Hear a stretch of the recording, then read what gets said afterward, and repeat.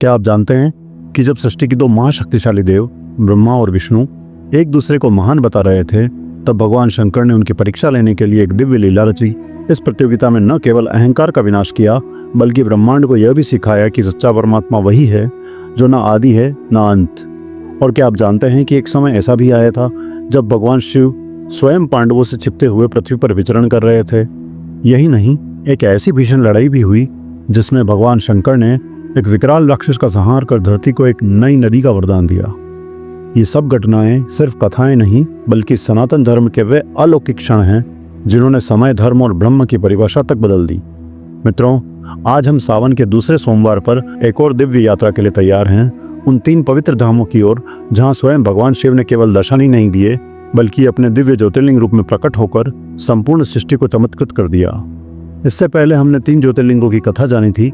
यदि आपने वह वीडियो नहीं देखा है तो उसका लिंक मैंने नीचे डिस्क्रिप्शन में जोड़ दिया है, अवश्य देखें। अब आइए श्रद्धा, भक्ति और जिज्ञासा के साथ बढ़ते हैं अगले 3 परम पावन द्वारों की ओर, जहां शिव अपने दिव्यतम रूप में आज भी स्थित है।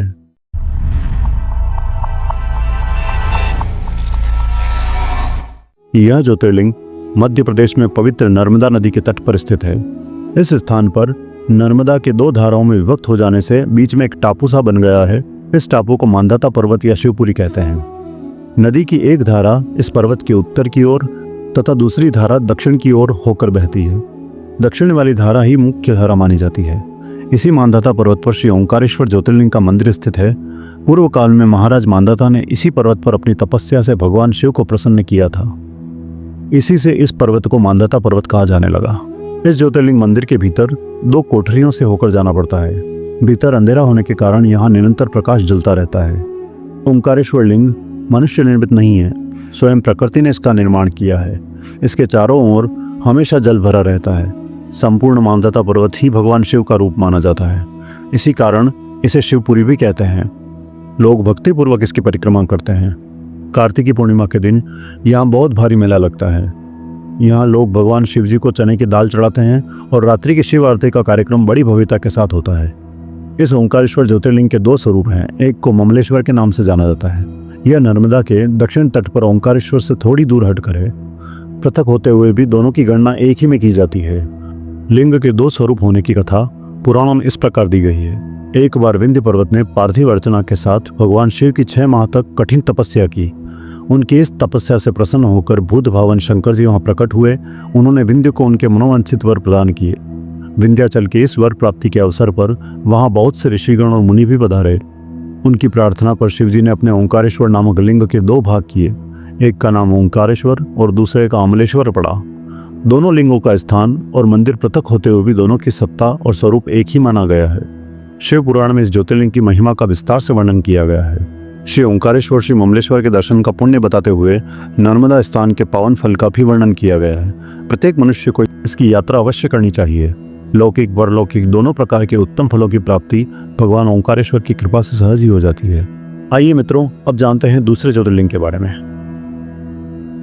यह ज्योतिर्लिंग पर्वतराज हिमालय की केदार नामक चोटी पर स्थित है। पुराणों एवं शास्त्रों में श्री केदारेश्वर ज्योतिर्लिंग की महिमा का वर्णन बारंबार किया गया है। यहाँ की प्राकृतिक शोभा देखते ही बनती है।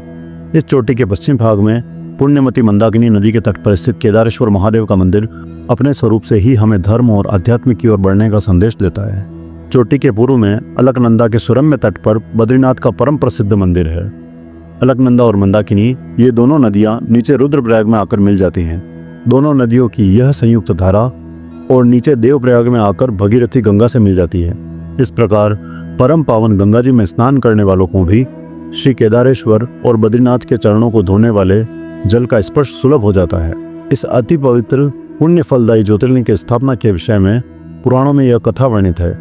अनंत रत्नों के जनक, अतिशय पवित्र तपस्वियों, ऋषियों, सिद्धों, देवताओं की निवास भूमि पर्वतराज हिमालय के केदार नामक अत्यंत शोभशाली श्रृंग पर महातपस्वी श्री नर और नारायण ने बहुत वर्षों तक भगवान शिव को प्रसन्न करने के लिए बड़ी कठिन तपस्या की।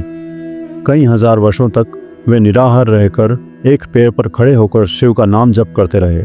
इस तपस्या से सारे लोकों में उनकी चर्चा होने लगी। देवता, ऋषि मुनि, यक्ष, गंधर्व सभी उनकी साधना और संयम की प्रशंसा करने लगे। चराचर के पितामह ब्रह्मा जी और सबका पालन पोषण करने वाले भगवान शिव भी महातपस्वी नर नारायण के तप की भूरी भूरी प्रशंसा करने लगे। अंत में भगवान शंकर जी भी उनकी उस कठिन साधना से प्रसन्न हो उठे। उन्होंने प्रत्यक्ष प्रकट होकर उन दोनों ऋषियों को दर्शन दिए। नर और नारायण ने भगवान भोलेनाथ के दर्शन से आनंद विभोर होकर बहुत प्रकार की पवित्र स्तुतियों और मंत्रों से उनकी पूजा अर्चना की। भगवान शिव जी ने अत्यंत प्रसन्न होकर उनसे अपना वर मांगने को कहा। भगवान शिव की यह बात सुनकर दोनों ऋषियों ने उनसे कहा, हे देवादिदेव महादेव, यदि आप हम पर प्रसन्न हैं तो भक्तों के कल्याण हेतु आप सदा सर्वदा के लिए अपने स्वरूप को यहाँ स्थापित करने की कृपा करें। आपके यहाँ निवास करने से यह स्थान सभी प्रकार से अत्यंत पवित्र हो उठेगा। यहाँ आपका दर्शन और पूजन करने वाले मनुष्यों को आपकी अविनाशिनी भक्ति प्राप्त हुआ करेगी। प्रभु, आप मनुष्यों के कल्याण और उनके उद्धार के लिए अपने स्वरूप को यहाँ स्थापित करने की हमारी प्रार्थना अवश्य ही स्वीकार करें। उनकी प्रार्थना सुनकर भगवान शिव ने ज्योतिर्लिंग के रूप में वहां वास करना स्वीकार किया। केदार नामक हिमालय श्रृंग पर स्थित होने के कारण इस ज्योतिर्लिंग को श्री केदारेश्वर ज्योतिर्लिंग के रूप में जाना जाता है।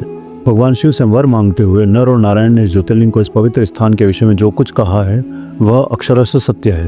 इस ज्योतिर्लिंग के दर्शन, पूजन तथा यहाँ स्नान करने से भक्तों को लौकिक फलों की प्राप्ति होने के साथ साथ अचल शिव भक्ति तथा मोक्ष की प्राप्ति भी हो जाती है।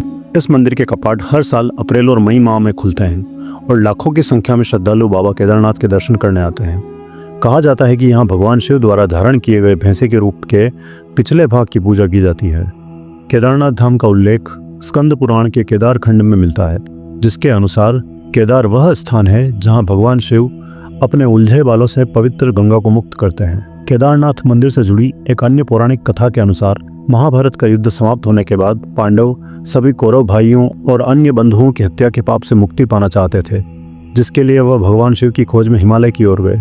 पांडवों को अपनी ओर आता देख भगवान शिव अंतर्धान होकर केदार में जा बसे। पांडवों को जब यह पता चला तो वह भी भगवान शिव के पीछे केदार पर्वत पहुंच गए। जब पांडव भी केदार पर्वत पहुंच गए तब उन्हें देख भगवान शिव ने एक भैंसे का रूप धारण कर लिया और पशुओं के बीच में चले गए। भगवान शिव के दर्शन पाने के लिए पांडवों ने एक योजना बनाई, जिसके बाद भीम ने विशाल रूप धारण कर अपने दोनों पैर केदार पर्वत के दोनों ओर फैला दिए। सभी पशु भीम के पैरों के बीच से गुजर गए, लेकिन भैंसे के रूप में भगवान शिव ने जैसे ही पैरों के नीचे से निकलने की कोशिश की तभी भीम ने उन्हें पहचान लिया। भगवान शिव को पहचान कर भीम ने भैंसे को पकड़ना चाहा तो वह धरती में समाने लगा। तब भीम ने भैंसे का पिछला भाग कसकर पकड़ लिया। भगवान शिव पांडवों की ऐसी भक्ति से प्रसन्न हुए और उन्हें दर्शन देकर पाप से मुक्त कर दिया। कहा जाता है कि तभी से भगवान शिव यहाँ भैंसे की पीठ की आकृति के रूप में पूजे जाते हैं। मान्यता है कि इस भैंसे का मुख नेपाल में निकला, जहाँ भगवान शिव की पूजा पशुपतिनाथ के रूप में की जाती है। मित्रों, आइए जानते हैं आज का तीसरा और अंतिम ज्योतिर्लिंग। यह ज्योतिर्लिंग पुणे से लगभग 100 किलोमीटर दूर सह्याद्री पर्वत की पहाड़ी पर स्थित है। इसे भीमाशंकर भी कहते हैं। इस ज्योतिर्लिंग की स्थापना के विषय में शिव पुराण में यह कथा वर्णित है। प्राचीन काल में भीम नामक एक महाप्रतापी राक्षस था। वह कामरूप प्रदेश में अपनी मां के साथ रहता था। वह महाबली राक्षसराज रावण के छोटे भाई कुंभकर्ण का पुत्र था, लेकिन उसने अपने पिता को कभी नहीं देखा था। उसके होश संभालने के पूर्व ही भगवान राम के द्वारा कुंभकर्ण का वध कर दिया गया था। जब वह युवावस्था को प्राप्त हुआ तब उसकी माता ने उससे सारी बातें बताई। भगवान विष्णु के अवतार श्री रामचंद्र जी द्वारा अपने पिता के वध की बात सुनकर वह महाबली राक्षस अत्यंत संतप्त और क्रुद्ध हो उठा। अब वह निरंतर भगवान श्री हरि के वध का उपाय सोचने लगा। उसने अपने अभिष्ट की प्राप्ति के लिए 1000 वर्ष तक कठिन तपस्या की। उसकी तपस्या से प्रसन्न होकर ब्रह्मा जी ने उसे लोक विजयी होने का वर दे दिया। अब तो वह राक्षस ब्रह्मा जी के उस वर के प्रभाव से सारे प्राणियों को पीड़ित करने लगा। उसने देवलोक पर आक्रमण करके इंद्र आदि सारे देवताओं को वहां से बाहर निकाल दिया। पूरे देवलोक पर अब भीम का अधिकार हो गया। इसके बाद उसने भगवान श्री हरि को भी युद्ध में परास्त किया। श्री हरि को पराजित करने के पश्चात उसने कामरूप के परम शिव भक्त राजा सुदक्षिण पर आक्रमण करके उन्हें मंत्रियों अनुचरों सहित बंदी बना लिया। इस प्रकार धीरे धीरे उसने सारे लोकों पर अपना अधिकार जमा लिया। उसके अत्याचार से वेदों, पुराणों, शास्त्रों और स्मृतियों का सर्वत्र एकदम लोप हो गया। वह किसी को भी कोई भी धार्मिक कृत्य नहीं करने देता था। इस प्रकार यज्ञ, दान, तप, स्वाध्याय आदि के सारे काम एकदम रुक गए। भीम के अत्याचार की भीषणता से घबराकर ऋषि मुनि और देवगण भगवान शिव की शरण में गए और उनसे अपना तथा अन्य सारे प्राणियों को दुख कहा। उनकी यह प्रार्थना सुनकर भगवान शिव ने कहा, मैं शीघ्र ही उस अत्याचारी राक्षस का संहार करूंगा। उसने मेरे प्रिय भक्त कामरूप नरेश सुदक्षिण को भी सेवकों सहित बंदी बना लिया है। वह अत्याचारी असुर अब और अधिक जीवित रहने का अधिकारी नहीं रह गया। भगवान शिव से यह आश्वासन पाकर ऋषि मुनि और देवगण अपने अपने स्थान को वापस लौट गए। इधर राक्षस भीम के बंदीगृह में पड़े हुए राजा सुदक्षिण ने भगवान शिव का ध्यान किया।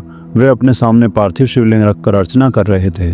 उन्हें ऐसा करते देख क्रुद्ध होकर राक्षस भीम ने अपनी तलवार से उस पार्थिव शिवलिंग पर प्रहार किया, किंतु उसकी तलवार का स्पर्श उस लिंग से हो उससे पहले उसके भीतर से साक्षात शंकर जी वहां प्रकट हुए। उन्होंने अपनी हुंकार मात्र से उस राक्षस को वहीं जलाकर भस्म कर दिया।